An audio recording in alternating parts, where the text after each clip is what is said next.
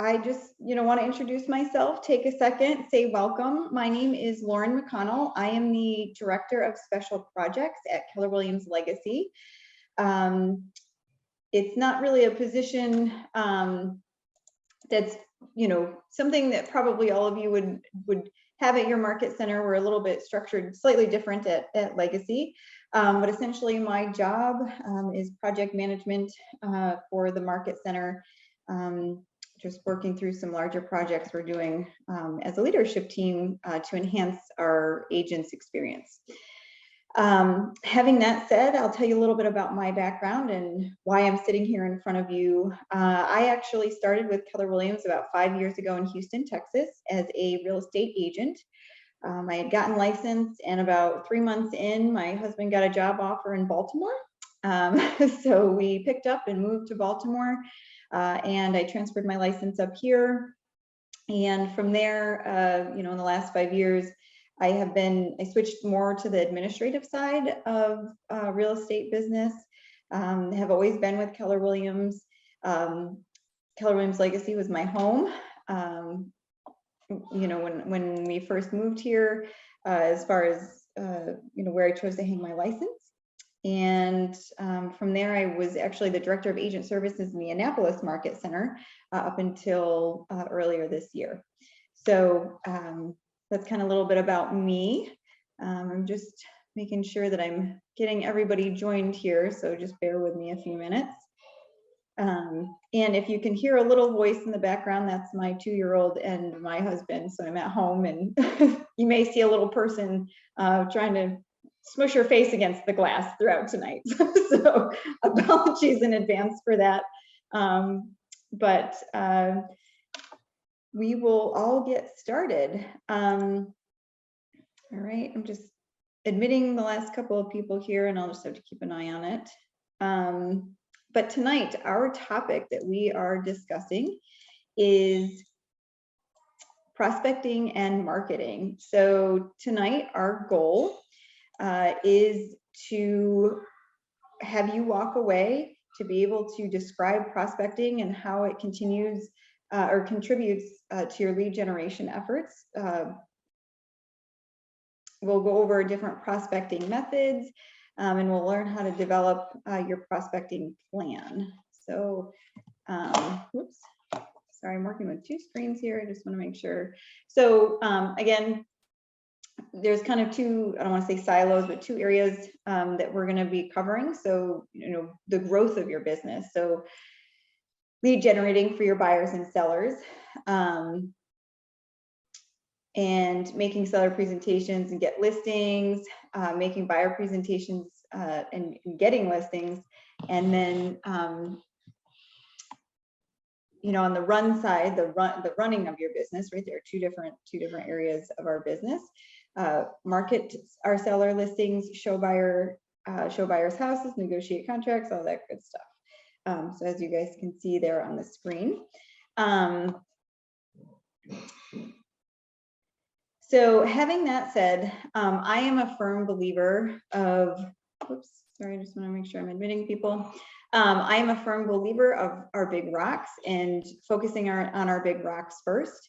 And as you all have been learning in Ignite over the last several weeks, lead generation is that part for us. So I actually want to take the time today at the beginning of class. I know that a lot of the instructors have been kind of doing it different depending on their teaching style, but I would like to do that up front today to get that going again as one of our big rocks. So we're going to take about the 10 minutes, I believe, as you guys typically have been doing that. So I'm going to have you guys actually take a few minutes to begin your lead gen, and then we're going to jump in actually to the material. Okay.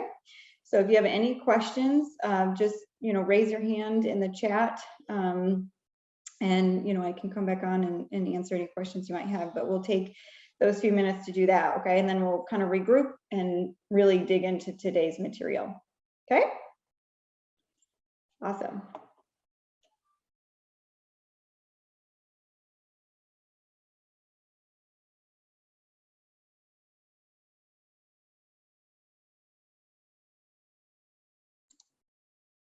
All right. Does anybody want to share a little bit about any ahas or anything that you did for your lead gen tonight? Any successes while in the last few minutes to start off the class on a good note? Anybody want to share anything?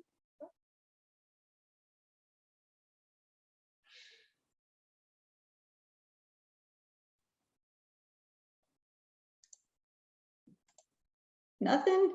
Everybody's calls were that good, huh? All right. Okay. Well, so we'll get started here on our topic of prospecting and marketing.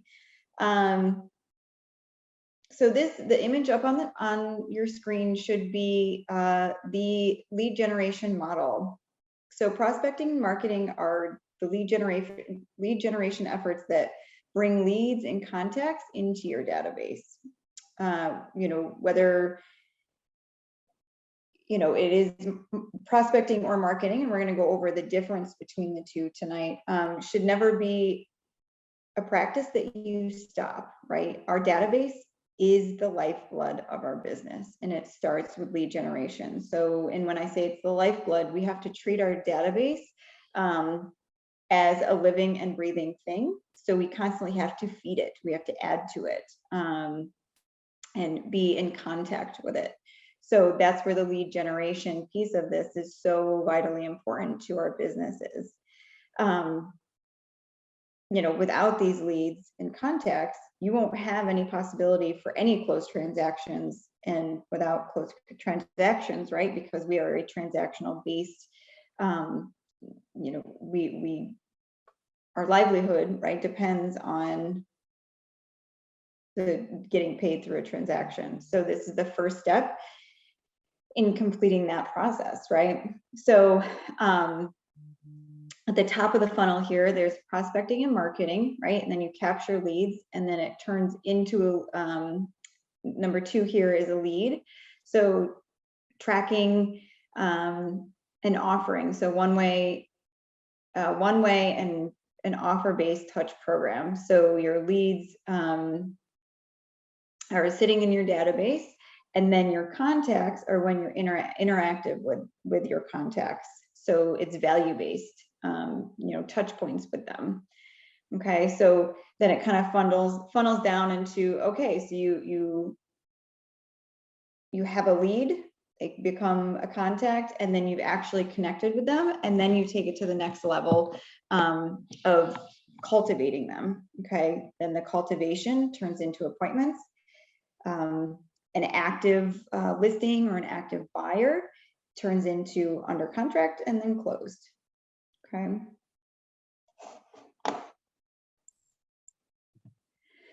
So you have to tailor your message and method, right? So the message is that you're taking a message and using a method in particular to drive that message into a desired audience. So we call this the 2 M's, if you will. So message is the first part, right? It needs to match your market, okay? So think about the market that you are trying to glean the most business from, and it needs to make an offer for an immediate response. So it's call me now, look at my website to learn more. So it's a call to action, right? Our messaging to people should always be a call to action. And the method part of that is either through there are 2 primary methods of getting your message out to your target group. That's prospecting and marketing. Okay, so that's kind of how those all fit together. So you can see here the two streams here on the screen. So message, again, match your market, make an offer, your target audience, market conditions, on the lower level there, direct offer and indirect offer. So, and then on the right-hand side here is where you're prospecting or you're marketing, right? And you time block for both. You prepare, you take action, and then you maintain whatever area of whatever whatever method you're working through it on. So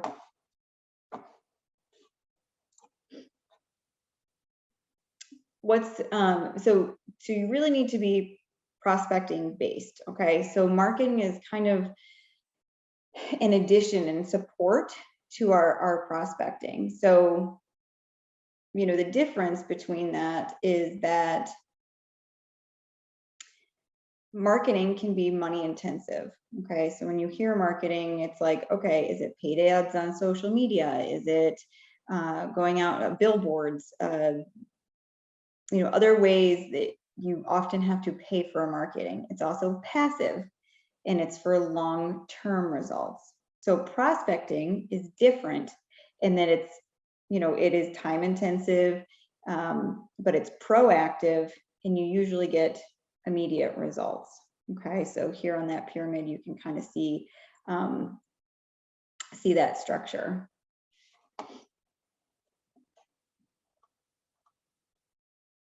So why do you think that it's better to be prospecting based than marketing with marketing enhancement? So why? Anybody can come off mute and share why you think it's better to be prospecting based and marketing enhanced. Because marketing, you never know when you'll get someone. Prospecting, you can continuously work and see the progress. I love that, Angel. Thank you. Anybody else? I want to take some time to actually talk about this. So I hope everybody's ready to be participatory tonight. Why else? I mean, that's so true. What other things can people share about why you think it's better to be prospecting based, marketing enhanced?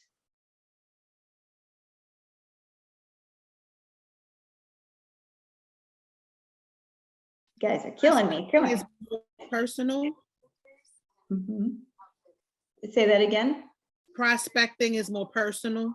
Right. It's more of a voice to voice than just throwing up something in their face, right? An audio or a visual or whatever, whatever it might be, right? Yes, it's more personable, right? And what do people respond better to? Passive, or, you know, a more heartfelt or a more sincere, you know, belly to belly or voice to voice touch, right? What else? And it seems like the marketing is just almost like the cherry on top. So you touch them being personable with the prospecting, and then marketing is emphasizing further, you know, enforcing what you're trying to get across. Awesome. Yeah, for sure.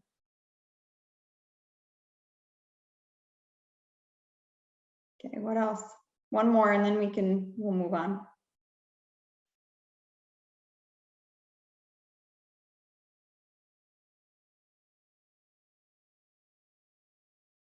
No? Okay. All right. I love it. Okay. So yeah, like we've talked about, so prospecting, what does that look like, right? If you turn to page 4 in your participant guide, this is kind of where we're at, just so you know. There are a whole plethora of a whole variety of prospecting methods. And as you can see here on the screen, this is just some of them. I think it covers a lot of good ones, right? But, you know, there's the phone. A lot of times, I think a lot of us, when we think of lead generation, it's, you know, picking up the phone, right? For me personally, when I was an agent, I struggled with that, right? I think the phone can feel really heavy for people. And for me, that was definitely the case. I am much more of an in-person, you know, I do better when I'm in person. So mine ended up, my bread and butter ended up being open houses, right? Going and physically being someplace to actually, you know, make a personal face-to-face connection. That just always worked better for me. I also did some door knocking. How do you think that it is best to approach prospecting? Do you think it's best to select several methods, or do we think it's better to just find one, maybe two to focus on? What do we think is better? I think personally, you're going to have to try several different types until you find your niche, and then you can focus on that if that's what you're really good at. Yeah, for sure. I think until we start doing some of these things, you know, and I tried doing FSBOs and expired listings. I tried making those phone calls for several months. I thought that was going to be my thing, you know, but it didn't work very well for me. And then I found a cadence better with open houses. I love that. But anybody else want to share? So why do we think it's best, or do you think it's best to do several or just one?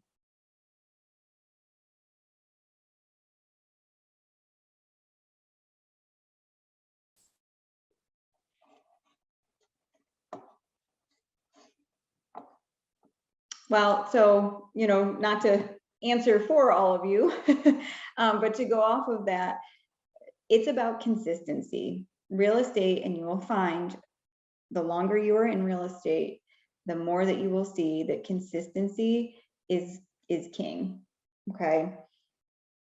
Yes, in the beginning, where you guys are at the beginning of your careers, or maybe you're shifting, you know, your real estate careers, or maybe you're shifting and you're back in Ignite because you want to go back to the basics. You know, yeah, I think it's great to dabble in all these things, but once you find out what it is that you truly enjoy, there's so many, like you can see here, there's so many different options. You should pick something that makes you feel like it's fun for you to do. Okay. Because a lot of people are like, oh, lead generation, I hate it, I don't want to do it, or I dread it. But it might just mean that you're doing the wrong thing, correct? And so once you find something, we don't want to operate in a place of throwing something and seeing what sticks, right? Because our results will not show. It's consistency and time on task, right? Time on task over time typically wins over just throwing things at a wall and seeing what sticks. So it's truly better to, once you figure that out, as you know, and it's okay in this period of your career to be exploring all of the options. However, you know, eventually you need to get to a place where it's consistency for yourself. Right? Does anybody have anything they want to share on that? Has anybody tried or tried various forms of prospecting and felt that, you know, after a while something worked better for you? Does anybody have anything they'd like to share in that regard? Any experiences that the rest of the group might be able to gain some insight from?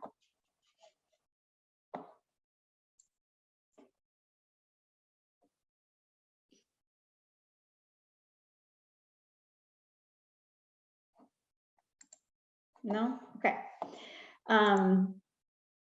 Okay, so now we kind of have an understanding of different examples of things that we can do for prospecting. I would take this list, really look at it and say, okay, what might match this personality, and try a couple of things if you haven't found that for yourself. Okay. All right, so we're gonna dive deep into prospecting methods here. So again, going back to the B, prospecting based marketing enhanced. Again, like we've talked about several of these things: door knocking, agent to agent referrals, open houses, social media. Social media is one of those ones in the recent years, because when I started, even five years ago, social media, they didn't really count that as lead generation. Now you can, and if you're, you know, savvy with that, absolutely use it to your advantage, do that. But I would encourage, you know, it has to be, you're making direct connections with people, right? It's not just you posting every once in a while, it's engaging with people when they respond to your post, or, you know, reaching out. You see somebody post something about house hunting or wanting a new house, you can private message them, right? That all is something new with technology that's a little different than, like I said, even 5 years ago when I had started, it wasn't really considered lead generation. It had to be voice to voice. They didn't really consider that. So just an interesting take on how things have changed, even, you know, so soon in our history. How many people have tried any of the 4 on here? Has anybody tried any of them? Haven't tried them yet, but my husband will be working on open house this weekend. Very excited about that. Awesome. That is exciting. Very cool. Sherry, I see that you raised your hand. That's great. What did you do, if you don't mind me calling on you, Sherry? If you're willing to share, if not, that's okay. But if you're I willing. did open houses for some of the larger real estate groups in Legacy. Mm-hmm. I held open houses for those groups. Okay. And you know, did you have any results? Do you feel like it's something, you know, you've only done a couple, so you're kind of getting your groove I've done going, a or? few. Some of them were not highly attended. I did come across some buyers who were unrepresented, but the few that I did meet with, I don't think they were like ready to buy right away. Sure. Okay, that's awesome. I love that. Anybody else want to share anything, any of these that they tried?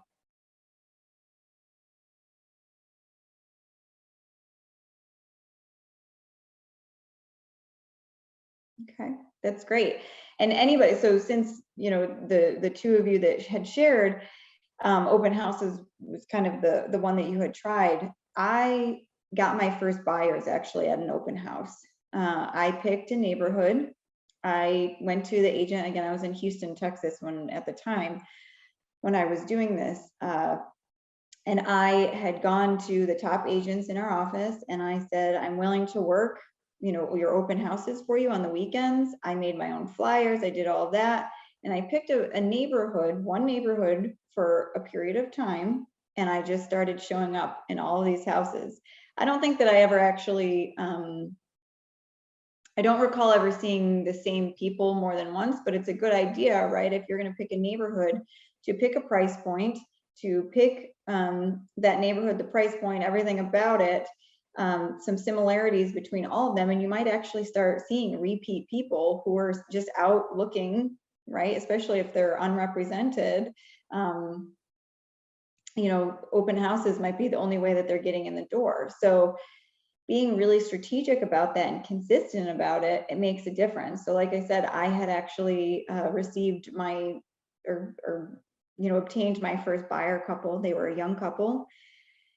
And, you know, I just told them that my focus was to help people and advise, be an advocate for people as they were going through the home buying experience. And that's how I got my first one. So it's possible. But the biggest thing that I can say in open houses in particular is the follow-up.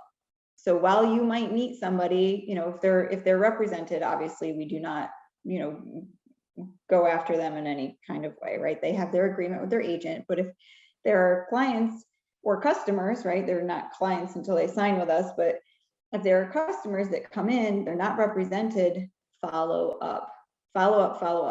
Another fun little story, I had been at an open house and people who I could gather, you know, they might have said, even told me their address, right? I had a sign-in sheet, or in a conversation with people, there was this one couple that had come in, him and his wife, you know, they were looking to move into the area or move down a couple of blocks, and they were looking to sell and buy in the neighborhood. And so I ended up learning through our conversation with him where in the neighborhood he lived. And so I wrote down his address and I actually wrote him a handwritten note after, telling him that it was really nice to meet him, that, you know, if you ever needed anything, I was here. It kind of seemed like they weren't quite ready. And I actually moved to Baltimore, so I kind of stopped the follow-up with that, right? so I didn't continue with that. However, almost a year later, on the day essentially that I had interacted with this couple, he called me from my business card that I had mailed him, and he said, I kept it because I knew I would call you at some point. I actually got a referral out of that. So my follow-up, my handwritten note to him, he remembered me. He, my card had all my information on it, and he called me, and I got a referral out of it a year later, and I wasn't even in Houston anymore. So the power of follow-up, and also consistency of just continuing to do the one activity that you choose for, or one or two activities that you choose to be your lead gen. So just a fun little story that I like to share. So anybody have anything else they want to share before we move on to the next slide? Okay. Oops, there we go. So yeah, to kind of dive into some other examples here. So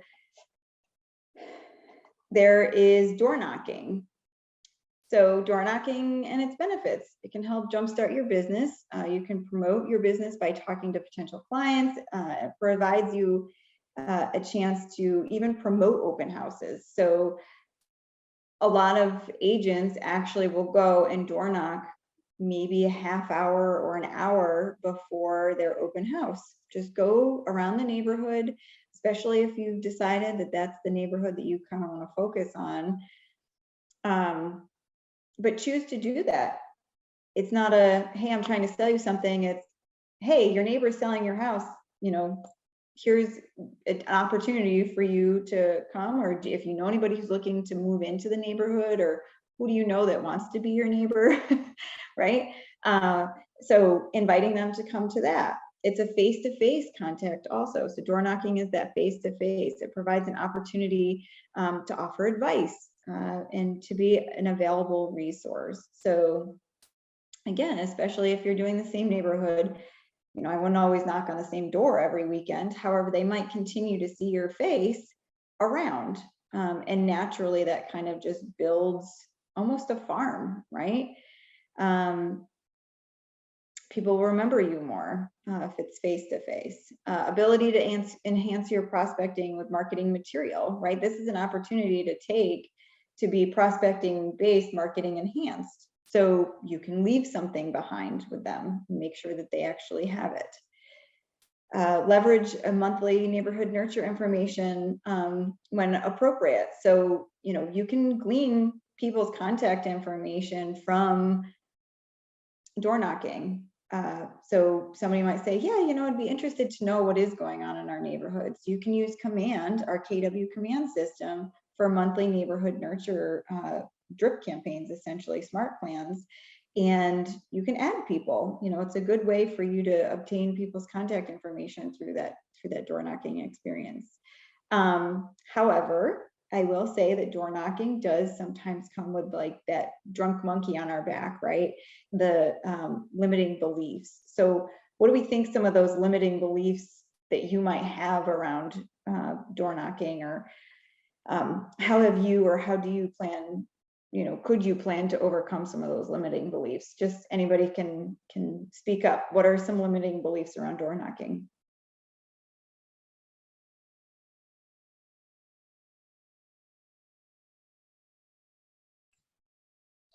That you'll get the door slammed in your face. Okay, yeah, right. A fear of that. Yeah.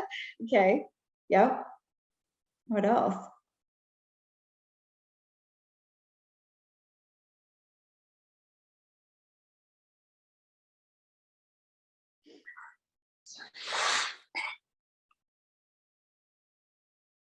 Anything else? How can we overcome that fear then? If there's that fear of you're gonna get the door slammed in your face, how can we overcome that? What's something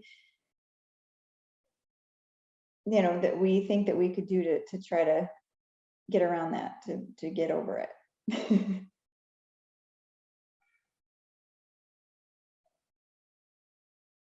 Maybe just doing it, right? Most people still getting the door slammed. I can't yeah, even. right, exactly. Yeah, allow it to happen, right? Right. I can't imagine slamming the door in somebody's face. I might maybe just not answer my door, right? But Right. I don't think I would open it and then slam it, right? So, I highly doubt that would actually happen, but if it does, so what? They're not very neighborly and whatever, you kind of gotta let it lie, right? If somebody's, and don't take it personal, you don't know what's going on. They might have gotten off a really terrible phone call just then, or maybe they're in the middle of, a work call and they didn't know how else to react. So I think the thing is just be like, it's not about you. It's probably about them as a person, right? Any of the lead gen models or prospecting opportunities, you need to have that mindset of, it's not about me, it's about them. It's their own issue with whatever it is that they might have going on in their life. So I think that's kind of how we can approach it and get our mindset right. But you need to have a plan still. You need to have a plan when you go out and do these things. Your approach. So there should be, you should have an approach, which is really knowing your script, I guess. I don't like using the word script. I think that people can sometimes have a negative connotation with that, but I guess just know the language and some of the buzzwords and some of the things that you should be using when you talk to people. So we've kind of already discussed too, readying your mindset and your materials. Don't go out haphazard. Be organized about it. Make sure you have all the materials. And then even something as simple as knock and step back to create space. I think in times of COVID, the door knocking option, people might feel a little bit more leery of answering the door. Wear a mask. You don't know where people stand on that. Wear a mask, knock on the door, step back to 6 feet, or if you can, whatever, move back down onto the sidewalk. So just plan your approach every time that you go up to a door. Do the same thing and make sure that you leave the same materials behind. During the interaction, actively listen. Come from contribution, offer value, whether it's a flyer or sharing your mobile app with them, right? That's a good way to get their phone number, right? If they want to know and be abreast of what's going on in the neighborhood, share your app, your KW app. Just generally ask, what are your needs? How can I help you? Is there anything I can help you with? And then the biggest thing that I think that most agents, I don't know if it's that they forget or they choose not to do, but ask, right? Ask for the business, ask for referrals, ask for permission to stay in touch. One of those three things you should always be doing to close out that interaction with somebody. Okay. And then from there, your job is to add context to your database. And add context, if you can, to a smart plan or a monthly neighborhood nurture through command, the tools that are available to you through your KW platform. I'm going to check the chat here because I saw a couple of people. Practice your scripts and overcome possible objections. I love that. Marie said, that's great. Send them a note. I love that too. Obviously you're walking up to their door, their address, right? Again, like I said at the open house, you're in a neighborhood and what street and what number their house is, just by walking up to the door. I love that. Send them a note, especially if you had any kind of positive interaction with them, write them a handwritten note. It goes such a long way. So I love that. Thank you for sharing. Whoops, oh my goodness, sorry. All right, agent to agent referrals. I love this one. So I think a lot of times we forget that we can ask for business to other agents and from other agents. It doesn't have to be a dog eat dog, right? I think sometimes there's this perception that real estate is very cutthroat and everybody's just competing with each other. Trust me, there's plenty of business to go around, and agents, especially, in our culture at KW, there's plenty to go around for everybody, and we're willing to share and willing to help our associate fellow agents grow as well. So you want to make sure that you're staying top of mind to other agents, because there might be a neighborhood that an agent isn't willing to drive to, especially even on classes like this, right? We have people from all across the Maryland, DC region on this call, possibly further. It's a wonderful opportunity for all of us to be able to connect with each other, because I can tell you right now, I live in Phoenix, Maryland. That's almost as far north as you can go in Maryland.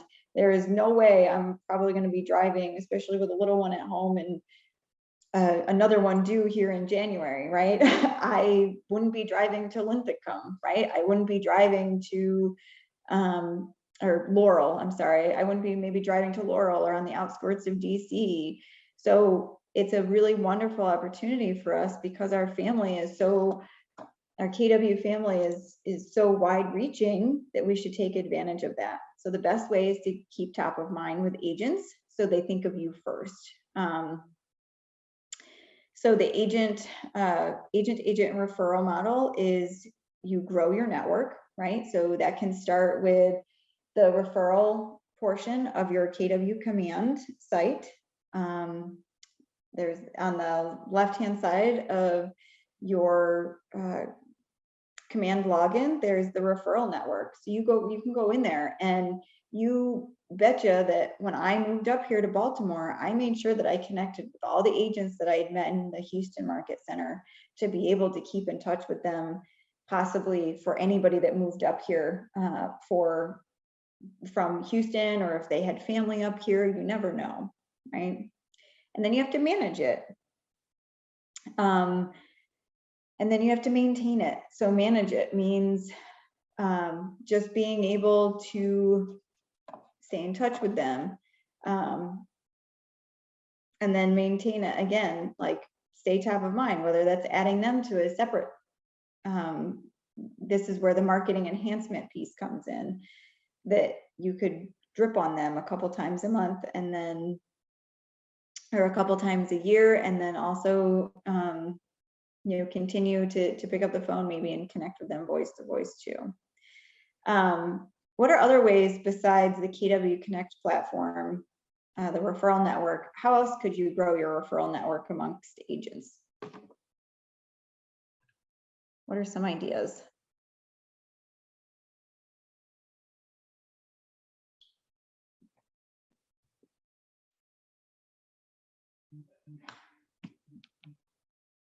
Anybody? How else can we grow our agent-to-agent referral network? Could it possibly look like events? Yeah, going to events, exactly. Yeah, Sherry, I love that. Yeah.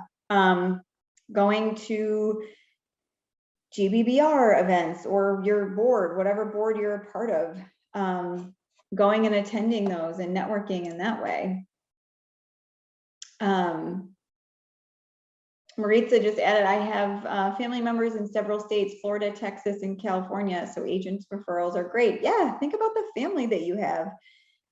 In times like these, you have family all over the place. And so even if they have an agent down there that they're already working with, ask them if you can connect with that agent, and just start building a relationship yourself with them. So I love that. Yeah. But yes, going back to what Sherry said, so events, even having good connections with your vendors, so lenders or title company, that you might be working in an area that one of their agents, maybe they're not with KW and they don't have access to as many agents across the greater Maryland or DC region, or further reaching than that. So there's lots of different ways. How do we think that we could stay top of mind as well? So not only growing our referral network, but how do we stay top of mind? What are some ways that we can stay top of mind with other agents?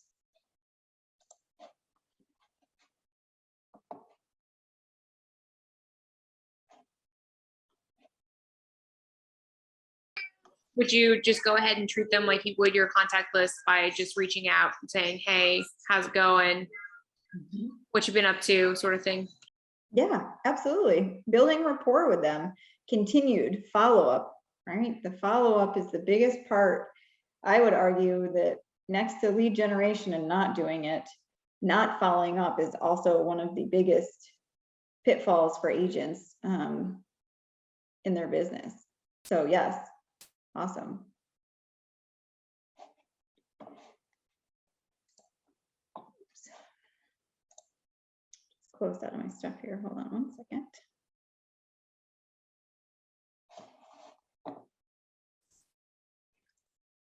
All right. Prospecting command referrals. So this is what I had mentioned just a minute ago here about our referral network in command. So this is kind of what it looks like. So you'd go to agent.kw.com, log in using your credentials, and you can see at the top there's my network, my referrals maps. You can actually hone in on something, hone in on an area specifically through a map.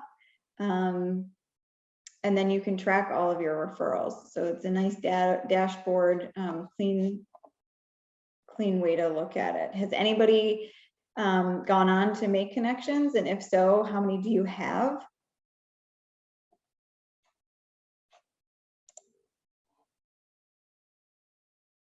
Anybody want to share, or anybody tried it?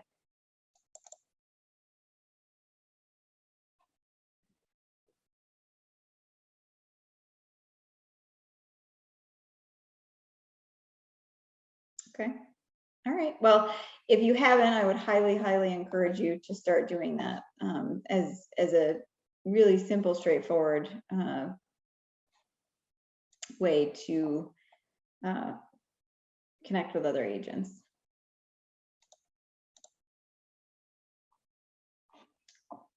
All right. This next slide, I already talked quite a bit. Geez, sorry guys, keep doing that. I already talked quite a bit about the open house option here. Is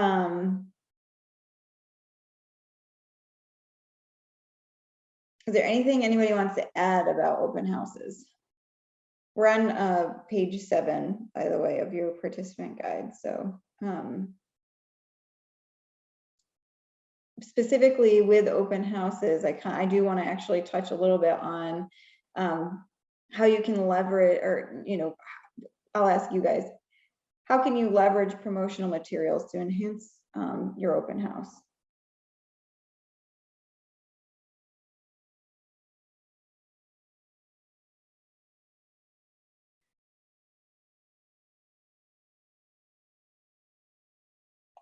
Does anybody have anything?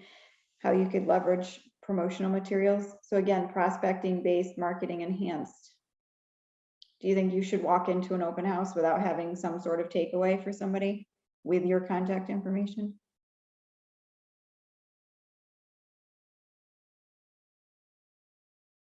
Never. I think you should always go in with, at minimum, your card, but you should definitely have some type of handout for them to look over and take with them.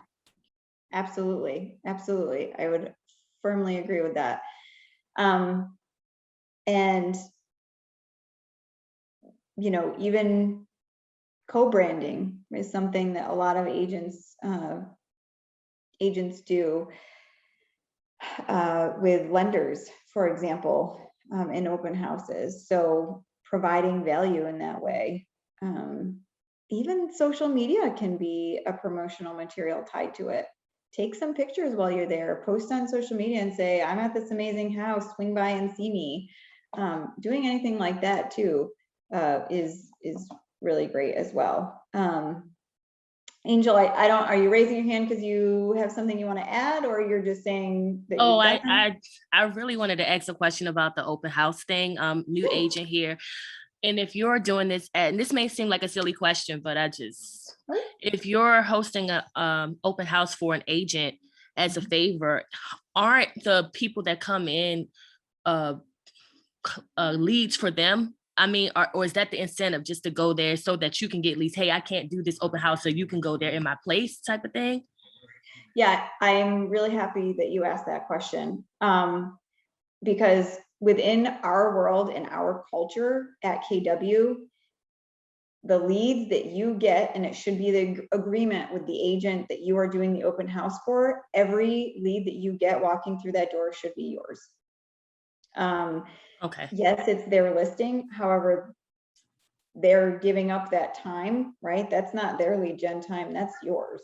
And so I would argue that it's out of KW culture for an agent to tell you, to even ask you for a referral from those people walking through the door. I never had any trouble with the agents that I was doing open houses for in Houston.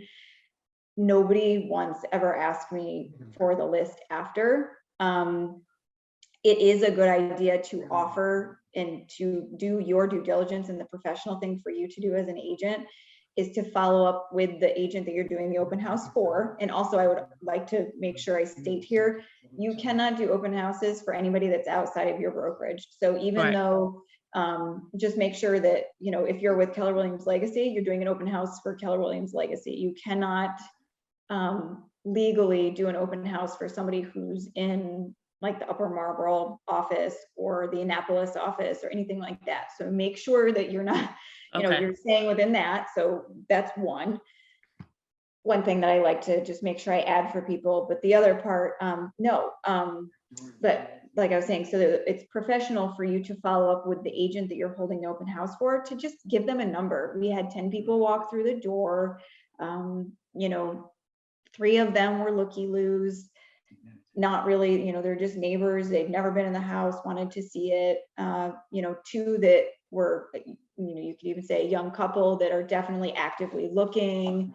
So giving a report back to the agent only speaks well about you, that they can trust you while they're in the open house, and that they can have something then to report back to their clients, right? Okay. But the leads should be yours. So it's not unprofessional to come to an open house that you're hosting for someone to have all your promotional things, like as Go ahead. Sorry, finish your question. Sorry. No, I'm just going to say, because I get the feeling like it seems like it's your listing, you know what I mean? Like your thing, like, okay, I'm coming with my little flyers, my little picture, whatever, I'm bringing promotional material as if this is my listing, but I'm just making sure that it's not looked at as. Nope, it shouldn't be. It should not be looked at as such. In reality, you know, going back to real estate school, we represent the broker. So everybody that, you know, every agent in an office is representing the broker. So technically the listing, right, is the broker's, not really, but do you know what I mean? So there is the general, legally, no, it's not like false advertising or anything. I think is maybe how you're feeling about it. It is not that. You should be able to put your face, you should be able to put your logo maybe on it, you know, but your contact information. So it's not wrong for you to do that. So that's a great question. Yeah. Thanks. You feel good about that? Yeah, it made sense, because the whole time everybody was talking about open houses, I'm like, wait a minute. So yeah, I'm straight on that now. Thanks. Okay, perfect. Sherry, you have your hand raised. I was just going to add, for the few that I've done for other agents, I always let them know that I'm not the listing agent. I'm filling in for him or her. But I always had my business cards. Any feedback that I received from potential clients about the house, whether they be good or bad, I always gave those things back to the actual listing agent so that they can make adjustments as necessary. I had my business cards there. I let them know that I was a representative of the selling agent, and I never had any issues.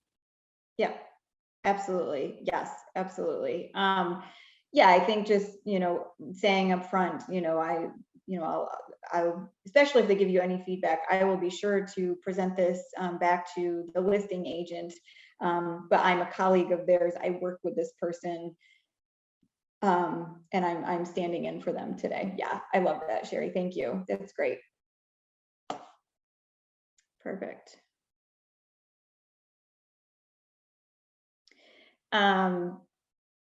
Anything else anybody wants to add or questions? Those were some really good questions. I'm glad we had those.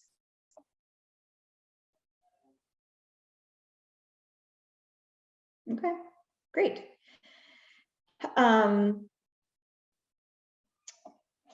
All right, so we're gonna move on to prospecting, add contacts, follow up, stay top of mind. So any of the ones that we just went over, we just need to make sure that we're taking, one thing that I used to do for all of my open houses was I would have a sign-in sheet and I would simply explain, kind of going back to what Sherry was saying about, being able to give feedback to the listing agent and their client to better their opportunity to sell the house, is putting a contact list. And honestly, I used to actually, because human nature is a funny thing, right? I used to actually put a fake person on the first line so people knew that it was a real thing that I expected you to sign in. Also, I would say to people, I need to provide feedback. Going back to what Sherry said, this isn't my listing, so I owe it to my listing agent or the listing agent for the home. I owe it to them and the homeowners. They want to know, get an idea of how many people and who has walked through the door. So if you could please just sign in. And like I said, I would put, it was a family member that didn't even live in Houston, and I would just make sure that every box that I had on there, so if it was email and phone, I would make sure that everything was filled in correctly, because human nature, it's kind of assigned to people to be like, okay, so they do expect everything to be filled in, not just what I choose, right? Some people still don't put that, but I feel like mentally it kind of, I did better the times that I had put down a name on the first line. So I just did it in an Excel sheet, and I just had just lines for people, name, phone, email, and maybe something else, notes about your, desired area, or feedback, even feedback from the open house, what you liked, questions you had about the house, anything like that. But then the big part about that, not trying to just focus on open houses, but adding the contact into your database. If they provided you with any kind of information outside of maybe just their name, again, and if you could get their address, add that in too. If you know that they say, oh, I live 2 doors down, and even if it's their friend that's looking to get into the neighborhood, follow up with that person and say, hey, I know that, it was so nice to meet you. I know that you'd mentioned that your friend was looking in the neighborhood. I would love to connect with them if you would be willing to introduce us, or something like that. So any kind of contact is important. You should take advantage of that. Even with door knocking, again, the nice thing about being a real estate agent is we can actually access, well, it's public record typically, on a deed. You can possibly go back and look through, I think it's SDAD. It's been a while since I've done that level of real estate stuff. But there you can go and actually look up the public record and see who owns the deed to a house if you want to go one step further.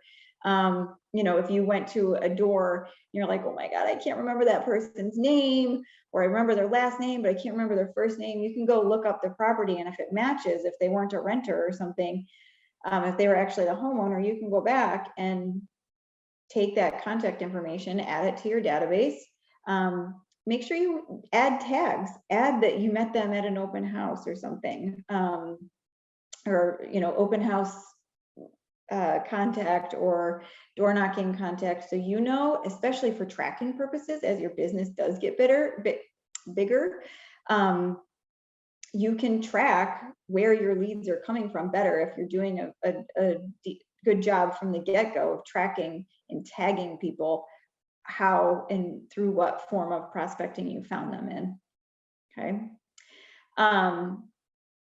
Add them to cultivate phase. So whether that's a smart plan within command, well, I guess that's the next one, add them to a smart plan, but a cultivate phase could even be calling them, right? Making sure that they're a part of not just any sort of email drip campaign or marketing, right? Marketing enhancement, but taking the time to reach out. That follow-up is huge.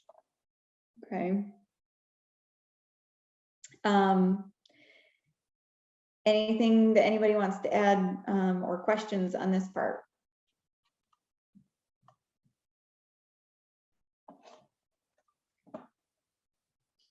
Okay. Again, I know that we're talking a lot about open houses, so don't feel like this is the end all be all, but with open houses, host a speaker. Not only go one step further than what we talked about before of having branded marketing material with a lender or a title company or anything like that, actually have that lender or title person come and host with you. We have plenty of lenders, and I know of plenty of lenders that would be more than willing to do that, right? It's a form of lead generation for them too. It's a win-win. Offer a gift, something small, doesn't have to be, nothing crazy. Don't go breaking the bank, right? That's where the marketing enhanced piece, offer a gift, something with your contact information on it. Again, we talked about marketing being the more expensive part to that. So open houses in general, probably one of the cheapest forms of lead generation and prospecting. But when you add in these other things, it can become something more expensive. So think about that before you go and do anything like that, budget wise, what you can realistically afford or not. Get the house in showing shape. That's one thing that I used to do before my open houses was I would show up at least 20 minutes before, and there were plenty of times that I actually had to clean a little to make it feel better. And that's stuff that you need to provide back to the listing agent, like, hey, I don't know what you talked to about your clients and expectations around this, yet I just want you to know that I spent 15 minutes cleaning things. So I actually, because open houses became such a thing for me, I actually put in like an open house emergency kit in my trunk, and I left it there. I would actually include things like toilet paper. I'd be there for a few hours. Like, you don't know, it might be an empty house. It might not have any of that kind of stuff, right? So think about that. But I put a little broom in my trunk. I wanted to make sure, because even though it's not my listing, in that moment, you're representing that house, right? And so you want to make sure that you are coming off the best in the best light, and so are the agent and the clients, because ultimately, right, we want what's best for people, and we want the house to sell for that person. So just make sure that, and if you're the listing agent hosting an open house and another agent in the market center, in your market center is hosting, make sure it's in good shape, or make sure you set the expectations with your clients that you want to make sure that any agent is represented in the best light that's in your brokerage, right? Another thing you could do is go live on Facebook, go live on any of your social media, create some buzz around it. That's, something fun that you can do. And, maybe tease your audience with a sneak peek, right? Something like that. So have fun with it, right? All right. Prospecting based marketing enhanced social media. So the model, it's become an important lead generation strategy in many people's real estate businesses, and for good reason, right? It's something that's very popular. Almost, I don't think I know, maybe besides my husband, I don't know many people who don't have any social media accounts of any sort. So keep in mind that when used correctly, social media can allow you to instantaneously connect with potential clients, and begin to build a rapport and a relationship that could result in business. So be aware of what's on your social media pages. In this day and age, we live, in a country that's very polarized. Try to be in somewhat neutral ground. Just make sure that we're presenting ourselves in the most professional manner, and people notice that, right?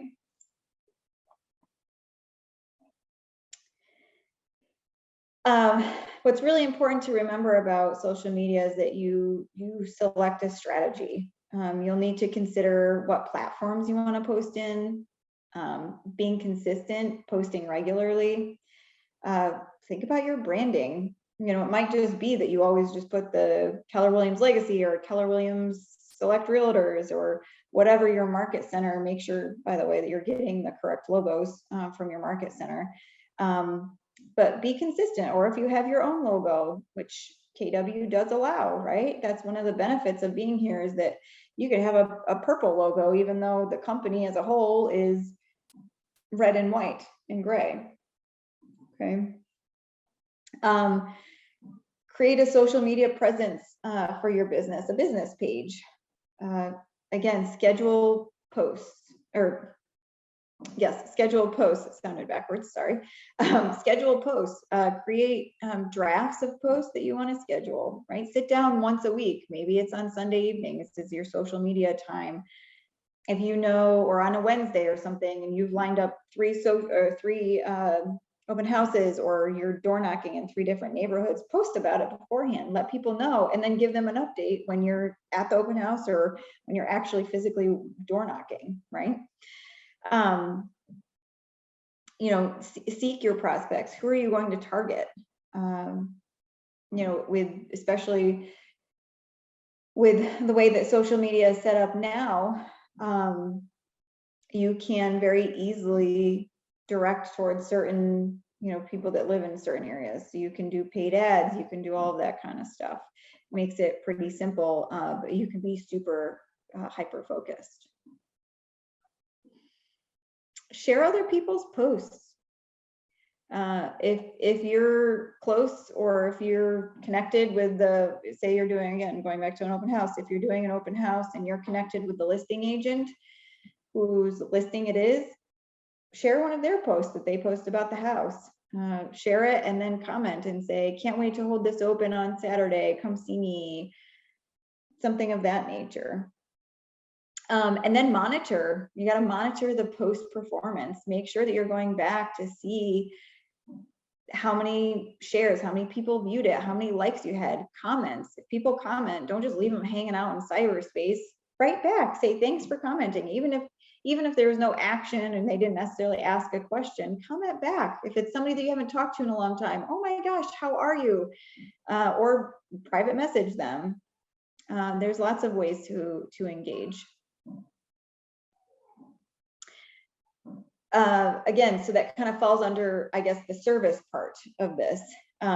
Communicating with those who interact, add new context to smart plans. The cool part about Facebook and a lot of social media, although it's been a while since I've done this, so I'm going to say this and you may have to look into it. However, when I first started as an agent and I was, you know, gleaning everything from all of, you know, any kind of platform I had contacts in, every person that has any sort of social media outlet has to have an email address. That's a requirement, isn't it? So you should, at least you used to, and again, they might have recently changed what they allow and don't allow, but you used to actually be able to go in and download a list of all of your contacts in Facebook and get whatever email it is that they had signed up with, and add them to your drip campaign after. So not only are they going to be hearing from you on Facebook, you can add them to a smart plan or a drip campaign to connect with them. Let me see if we're missing anything else. Return the like. If somebody's, you know, really engaged and liking a lot of your posts frequently, start engaging with them. Start liking on their stuff. Comment on their photos. They change their background to their family fall photos. Put a comment. Doesn't matter how close you are to them. You can build a relationship with them over technology. It's one of the coolest parts, I think, about social media in that way. Does anybody have anything they want to say, add, ahas, anything like that?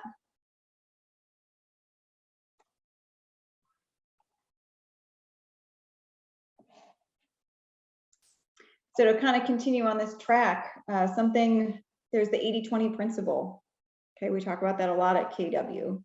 The 80-20 principle can pretty much apply to, I don't say anything in our world or life in general, yet it kind of does. So who can share what the 80-20 rule typically is, not necessarily in context of social media, but just in general? What is the 80-20 rule? Does anybody know?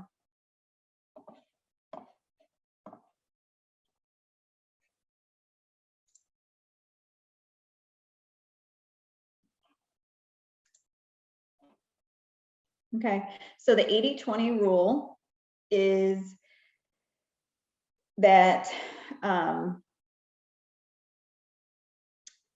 80%, so 20% of our effort provides 80% of our output. So it's not, like I said, not directly, and I'll get into how it relates to social media here in a minute, but in general, the 80-20 rule, the 80-20 principle is 20% of our efforts result in 80%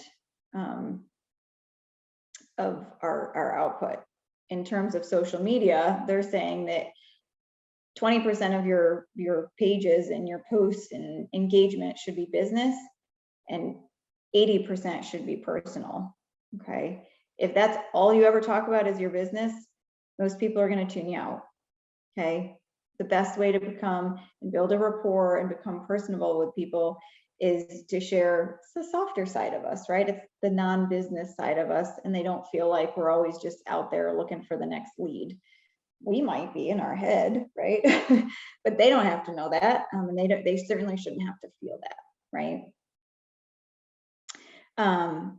Just think of it, you know, as a social conversation. You get more strategic with your posts by using past performance as a guide. So, you know, glean insights from how your posts perform in terms of reach. You'll probably find that initially a lot of your engagement will show up in the you know, people liking and commenting your personal stuff. And then slowly they'll just start to see the whole picture, right? And start commenting, engaging on the business portion of our posts.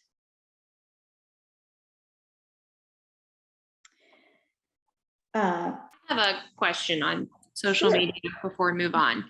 Mhm. So, I mean, you have the 80-20% rule here.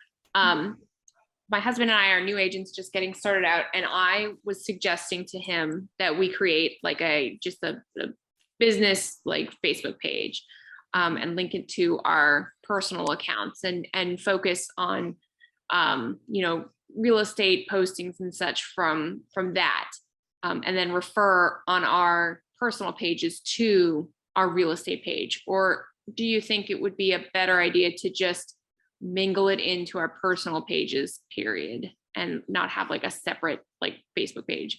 Because personally, like you were just saying, like if you like are nonstop with your business on your personal page, like you get tired of it. I see, and I'm sure others can agree with me, see a lot of like MLMs on social media, and I am sick to death, like every other person pushing some kind of MLM.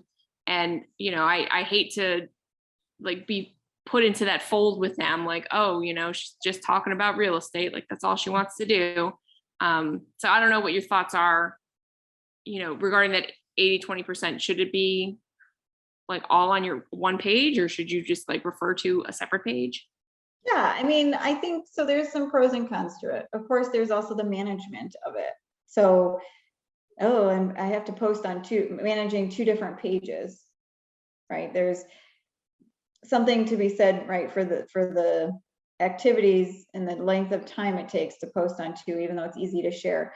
I think the benefits of having a business page separate is that you eventually, if you wanted to do paid ads and that sort of thing, if you do paid ads and you don't have any followers and your business page is kind of dead, I think you've got to build your business page up some to have some kind of traction if you're going to choose to go that route. You cannot do paid ads or anything like that from a personal page that I'm aware of. At least very recently, that wasn't a thing. So it kind of depends on how you're looking to use social media. I think that's a business, just a personal business decision on how you want to manage that. I don't know if that's helpful at all. I think if you're just sharing from your business page, I might say that every once in a while you actually do a post from your personal page about the business stuff, but you can also share back and forth, I believe. So, you know, sharing a post that you put on your business page is fine. You know, and you can do that, but I might encourage you to also do like an actual post from your personal page about business stuff still sometimes. But there's pros and cons to it. I think I would just do, especially with how rapidly, especially Facebook can change some of their rules and what you can and can't do. I would just make sure you do your research on what the parameters are of a business page. But from a external perspective of people receiving your content, I think it can be a good mix. I think, you know, I think it depends on how you're portraying yourself, right? Because the MLM stuff, I think, can be very salesy. If you're just posting like, oh my God, it's a beautiful day, I'm out here doing whatever, not necessarily like telling them, I mean, you should always ask for business and you should do it once in a while, but maybe not as frequently as some of the MLM people might do. I don't know, Amanda, if that answers your question at all, but I would say that it's a personal business decision. Yeah, that helps. I definitely don't want people, you know, to think that I'm one of those, hey girls, just that makes my skin crawl. Right. No, sure. And I can appreciate that. And I think you just being cognizant about how you feel personally about what other people are posting, just maybe allow and let that help you shape what you're choosing and how you're choosing to portray yourself is the best advice I think I can get. Thanks. But yeah, I think Maritza said a separate business page is more professional. Yeah, I mean, I think that some people, because initially some people might use their business page is almost like their website instead of actually going through creating a website. For KW agents, it's included for you, so it's not, you know, your website's included. So I don't think that can be necessarily, you know, a substitute or should be a substitute, but people do tend to look you up, right? Maybe somebody meets you at an open house and they try to Google you. Maybe having a business page might help solidify, you know, just some, I guess, what's the word I'm looking for? Clout or something like that. So great question. Okay. We are take action and develop your plan. So now that you have seen and we've kind of talked through a variety of prospecting methods, we're going to just revisit really quickly how to get purposeful about lead generation activities you choose to do. So the average millionaire real estate agent, so the MREA book, gets most of their business from the top 2 lead sources, and 90% of their total business comes from their top 5 lead sources. So we talked earlier about having multiple, you can have multiple lead sources, but you need to pour into a certain number. So maybe it's the top 5. You know, the top 5 lead sources for you. So whether that's open houses, door knocking, you know, prospecting calls, anything like that. So based on a recent survey done by the KW research team, top lead generation sources for millionaire real estate agents are referrals. So that's agent referrals, sphere of influence, so non-referral, but people in their immediate family, friends. Repeat business, obviously, as new agents, that takes several years to build up. Purchase leads and yard signs. So those were the top 5 for top lead or millionaire real estate agents across the nation.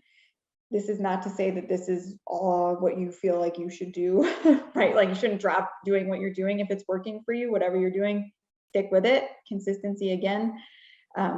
yet these are things, and a lot of these I would argue are things that take a lot of time. So again, consistency with referrals, touching your sphere, all of that.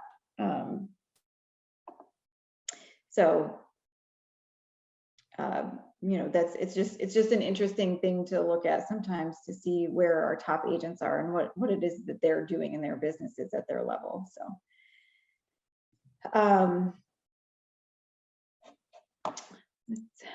let's go to the next. So I think the best plan of action for everybody is to make a list and start tracking that kind of stuff. You can do that in Command through tags and whatnot. So you can figure out and tag, when you do get business, all the areas and you know, forms of prospecting that you had done and lead generation that you had done, track it. And then over time, you can start prioritizing. So, you know, on this example, under the list, listing all of them out, FSBOs, it was a number 2. You might choose to just drop that out of your business entirely, right? So once you can see and start seeing some patterns, you prioritize it, and then you pick the ones that you want to focus on. Okay.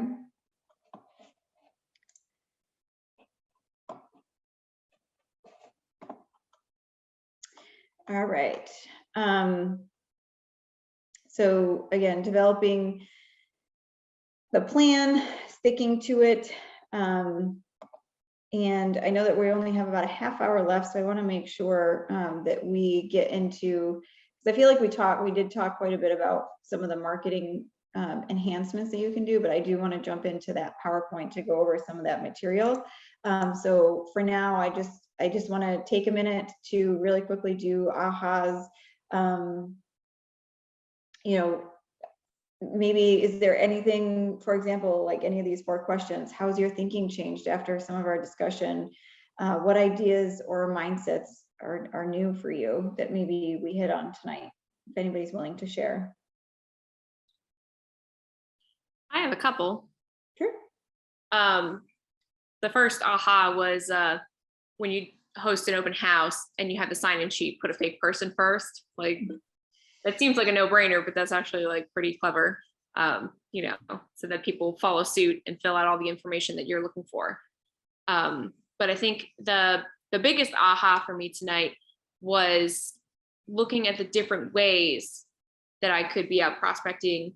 You know, the thought of going through my own personal contact list, you know, be it for people I know well, people that I might not know so well, people that are in my family, reaching out to any of them right now, just casually, and then casually bringing up real estate is a little paralyzing to me. And I feel like I would flourish better looking for FSBOs, looking at expired listings, reaching out to complete strangers. I feel like I could present myself more genuinely to a complete stranger than the people in my contact list. Luckily, that's not the case for my husband. He is a rock star at reaching out to people he knows. So hopefully we can be very complementary to each other in marketing and prospecting. Yeah, those were some pretty big ones for me tonight. Yeah, that's awesome. I love that. Yeah, practice on people who you don't have to see tomorrow night at dinner, right? if you're nervous about that. So yeah, I love that. If that works better for you, to get kind of just like, I don't know you, I don't care if I stumble over my words. You know, you can develop your own craft and develop your own language of sales, right? Through for you practicing on strangers. I love that. That's great. So thank you for sharing. Does anybody else want to share?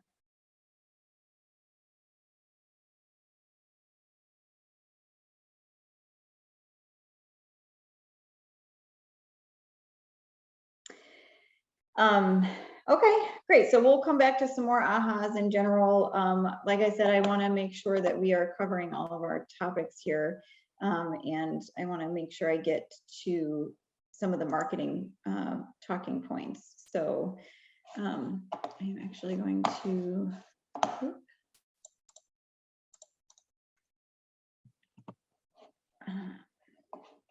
me get up the other PowerPoint here.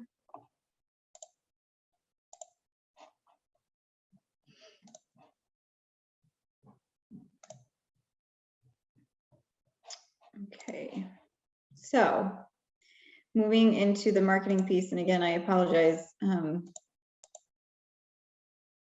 about us only having about 30 minutes to cover this, but I think we've done a decent job tonight of going through a lot of how they complement each other.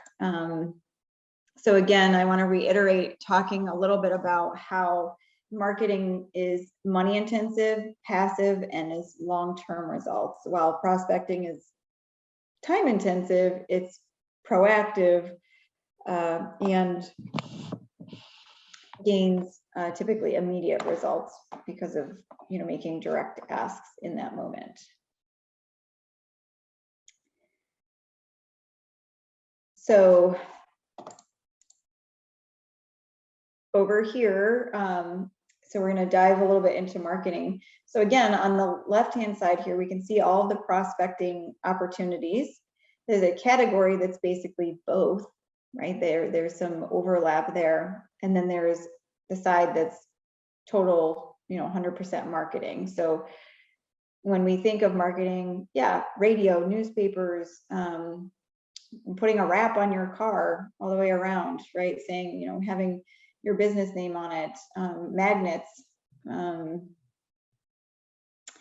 online advertising, pay-per-click, all of that kind of stuff, broadcast content, paying for segments on a radio or TV.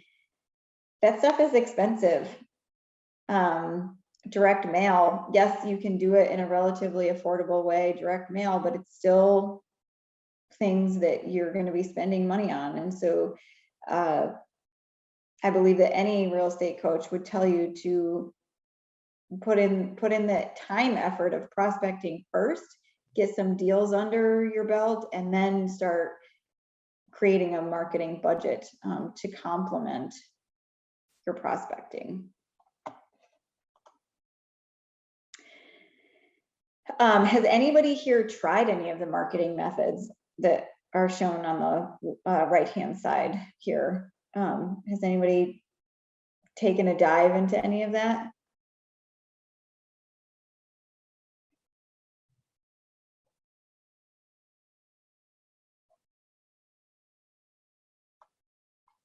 Nobody? Okay. Well, I'm glad to hear that nobody's really gone out and blown their budget before they even really get started, right? Because they think that marketing is the end all be all. So that's good. So let's do a little bit of a marketing mastermind here. How do you know where the customer is and how do you meet them there?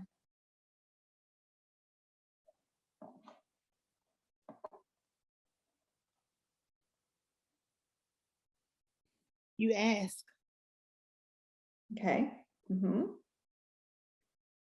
What else? Get the chat up here too. I'm sorry if I've ignored anybody if they had things in the chat. So is this along the lines of determining who your clientele is and advertising or reaching out through a preferred like platform or reaching out in a specific area? Like I wouldn't be advertising necessarily in a nursing home because they're not likely buying or selling anything. Sure, they might be selling, but I'm guessing they're not buying, right? Not buying, Yes. They don't need to buy anything, maybe. You know, or if you're targeting like if you're trying to find like families, you know, like you're targeting like neighborhoods near schools or you know, that sort of thing. Yeah, absolutely. I think that goes back to our earlier conversation about the message and then the method. So you wouldn't be, you know, selling you're not going to go into a 55 and older neighborhood and start selling a 9,000 square foot house, right? Because chances are the people that moved there are downsizing or have downsized, and that's why they live there, right? So yeah, I think it's where your customer is at. Meet them where they're at.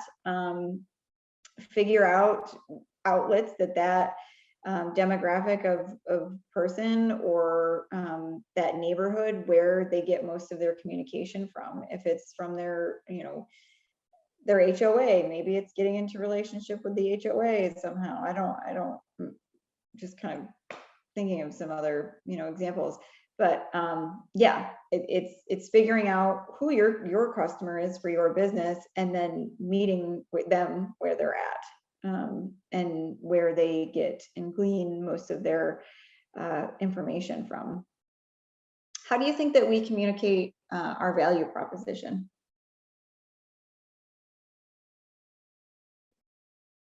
Better yet, does anybody know what their value proposition is? Yep.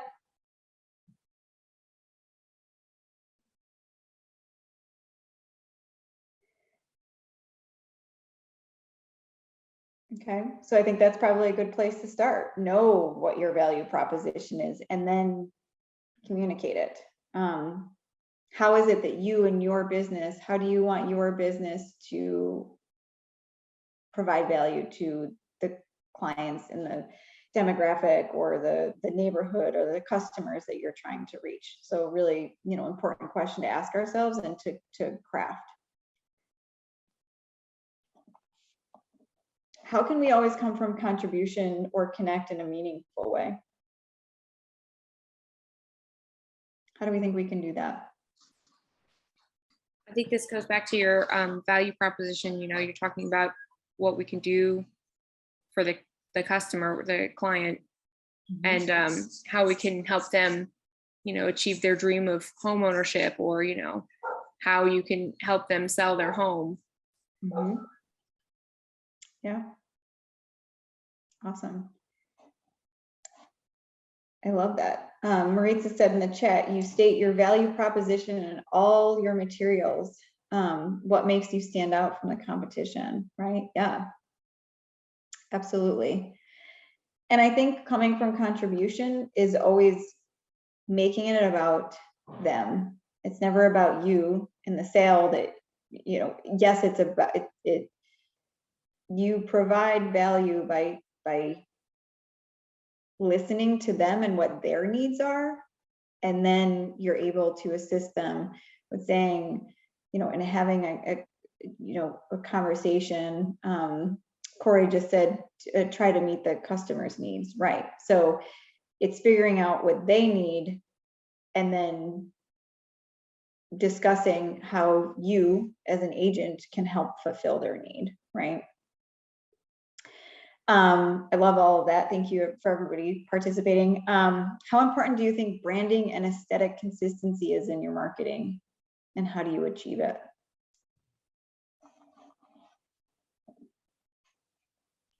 Coming up with a brand and being consistent about it helps people remember you. Mm-hmm. Yeah, if we're changing our logo every other week, how are people going to know it's you? Right? If McDonald's changed from the golden arches, do you think people would feel a little lost and a little confused? Right? So we need to make sure, yeah, I think the key word there, Amanda, that you said is consistency. It's brand recognition, right?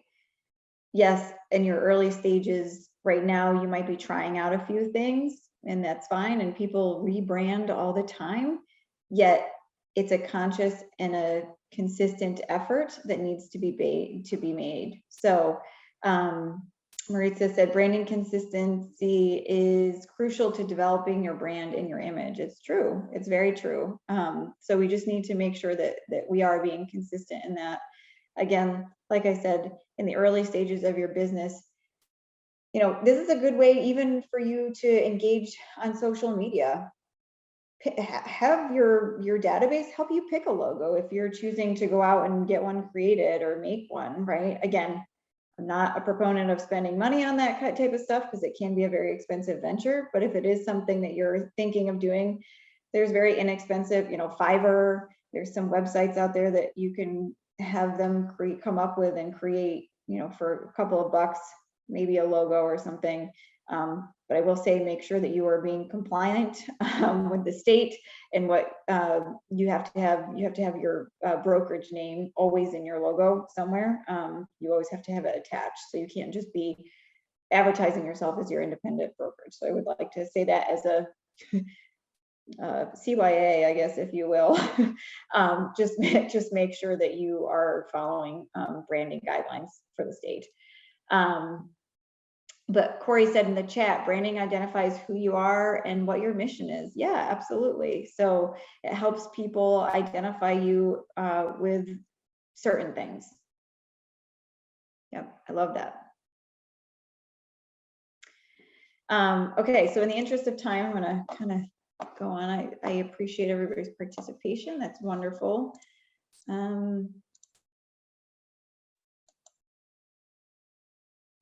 Okay, let's have some fun and kind of look at a marketing piece here.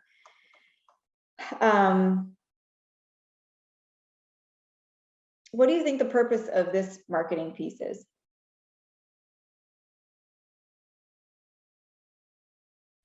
To advertise an open house. Okay. Who do you think the intended audience is for this marketing piece?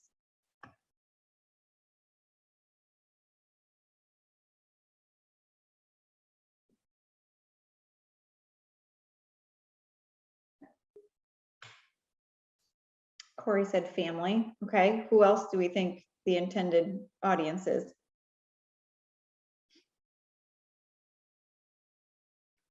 Neighbors. Okay. Yeah. Older people with the stained glass. Yeah. Okay. Yeah. Older people, maybe a generation that's not. Although I don't know, Baltimore, right, has a lot of in the city. There's true. a lot of stained glass and. Yeah, yes, I'm just. I get where your initial is like, oh, that's an old house, right? I get that. Maritza said yuppies. Okay. Okay. Maybe Sony said buyers, or Sunny said buyers. Yeah, all of those. Great. People moving to Stratford, Connecticut. Thank you, Tim. Yeah. Okay, great. How do we think that this marketing piece could be improved?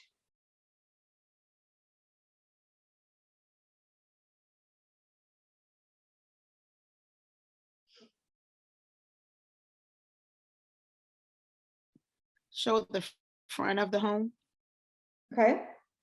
Yeah, they could show the front of the home instead. Remove the clutter, Gemma said. Okay, yeah. Yeah, there is kind of a lot going on there, isn't there? Right? The TV is a little glaring, right?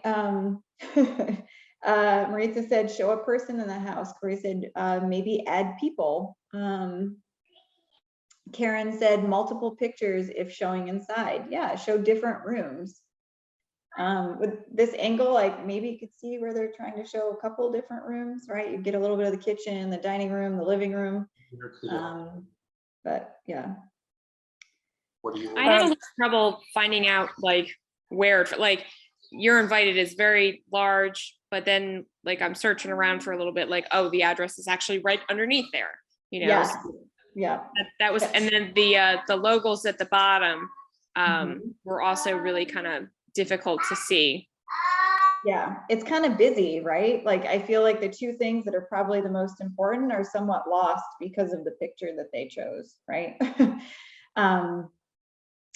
Somebody said larger print on the flyer, add more details about the home. Yeah, maybe add a little thing with some bullets, the square footage, the neighborhood that it's in, especially if it's a desired neighborhood, a really hot neighborhood at the time.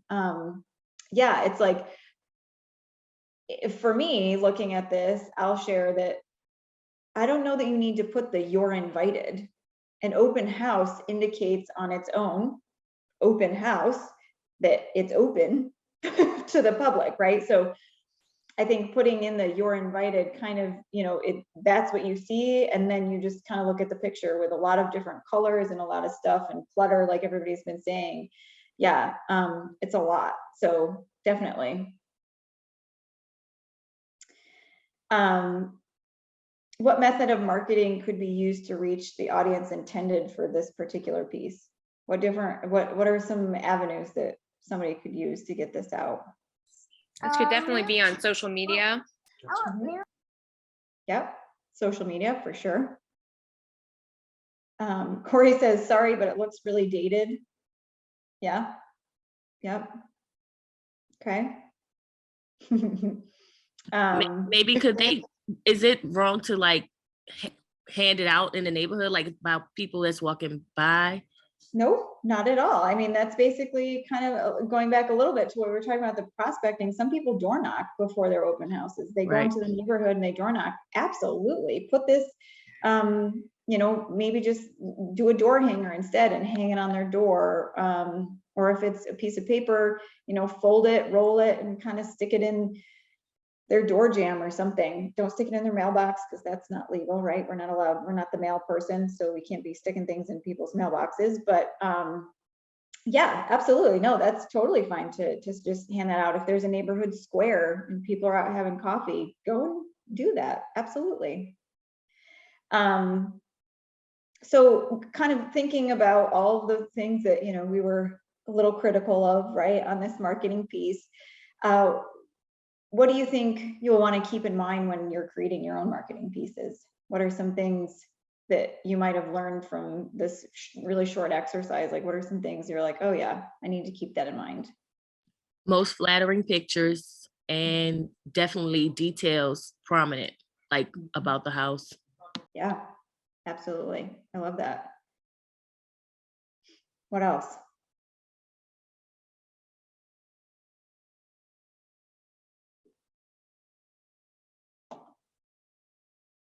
Okay. I All would right. say avoid the inside of the home if it's not presentable. Mm-hmm. Yeah, absolutely. Okay. All right. We'll be really quick on this one because I know we only have about 10 minutes left of class. Let's do one more and talk a little bit about this. So kind of the same questions. What do we think the purpose of this marketing piece is? Well, this one wants to show off like the neighborhood, how everybody's got tennis courts, and pools and whatnot. And then there's still privacy around them. Yep. Yep. People in the chat said the font and the color of the font, present market stats, the area. Yeah.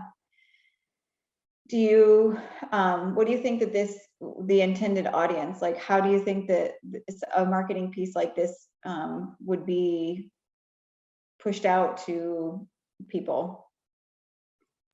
Maybe this probably would be for people who don't know what's going on in their neighborhood right now. It's like information for people who actually live in this particular neighborhood. Hey, these houses are going for this amount right now, in case you didn't know. Mm-hmm. Yep. Yeah. So like geo farming or something, right? They've picked a neighborhood and they're super hyper focused on it. And they're just doing, maybe this is a monthly thing, right? What else? Karen said, make people think about selling. Amanda said, and people in the neighborhood would think, oh, say kind of the same thing, just thinking about selling if they haven't already, right? Like, whoa, man, the market's really hot. Maybe we should, you know, hey, honey, look what the average price point is. Our house is way nicer than all of our neighbors. We should consider listing, right? That kind of conversation happens all the time, especially right now, right? In the market that we've had.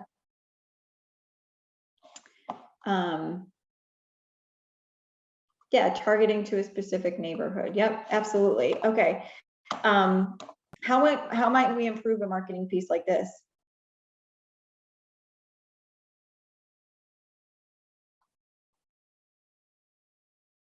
What can we improve on something like this? What would you say might be better?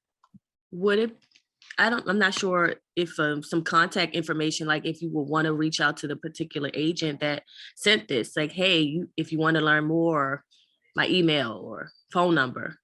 Yep. I mean, this could be a flyer, right? We don't know what's on the back. However, I would argue that if you're going to do this, you should put your contact information on both sides, right? That's a great thing to have caught. Good job. Yeah, no contact information. How on earth do we get, okay, lovely. Heartlink Homes, who's behind that? How do I get in touch with them? Karen said, too many things to read. Tiffany said that she agreed with Karen and, oh, okay. Yeah, so too many things to read for the average person. Yeah, absolutely. It is kind of busy, right? So yeah, so thinking about, it's really important for you to think about how your marketing is coming across.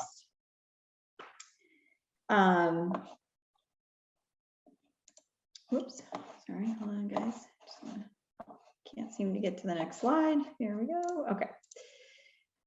It's all in the details, right? This is another one.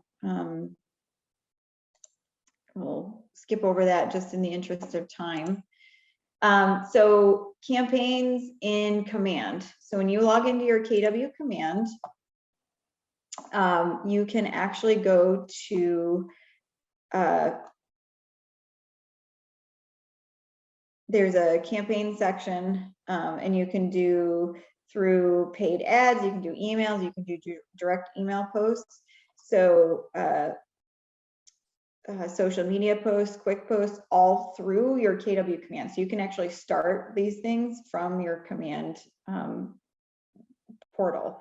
So I would highly encourage you, if you haven't really dug deep into any of that, I would highly encourage you to go in and actually navigate to the campaign section, and then also the designs section.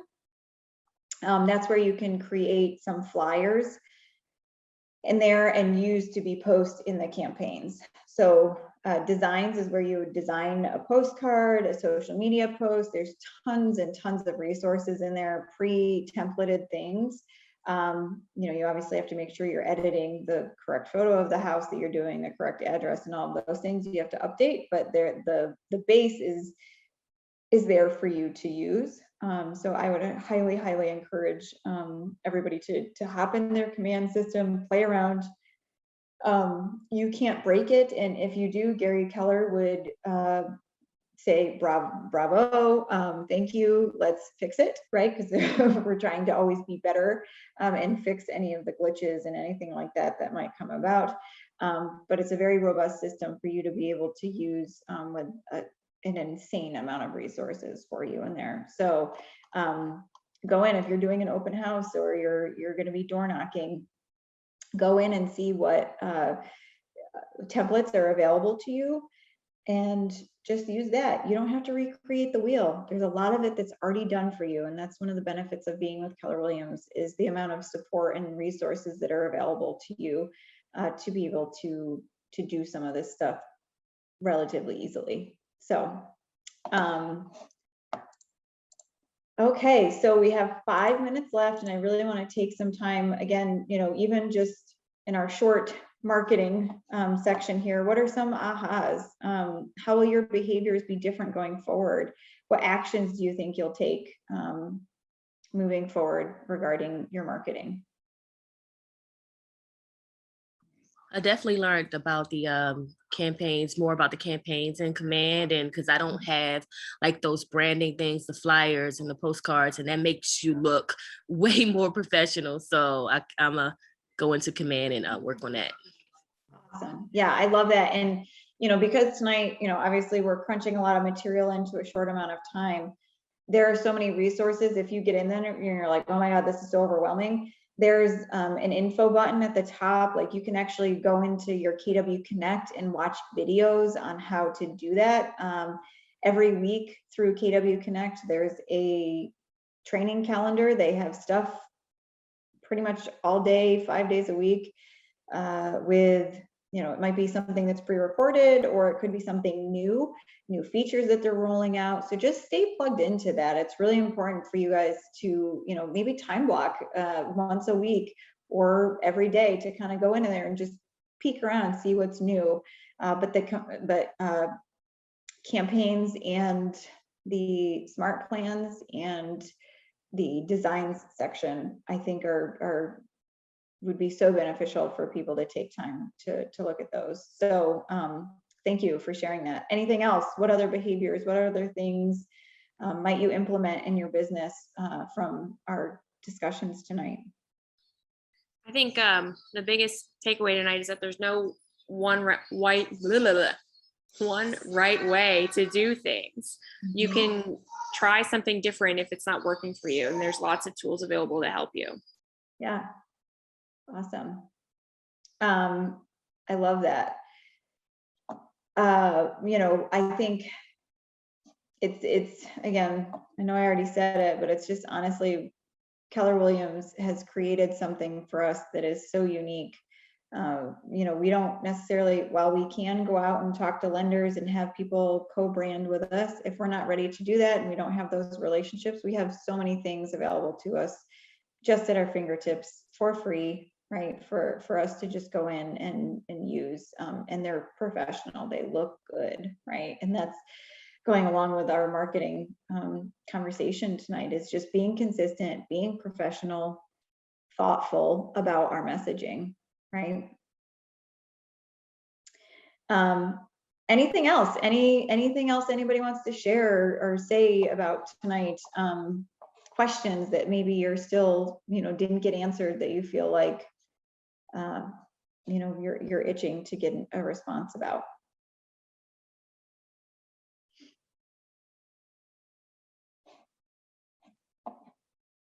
Nothing?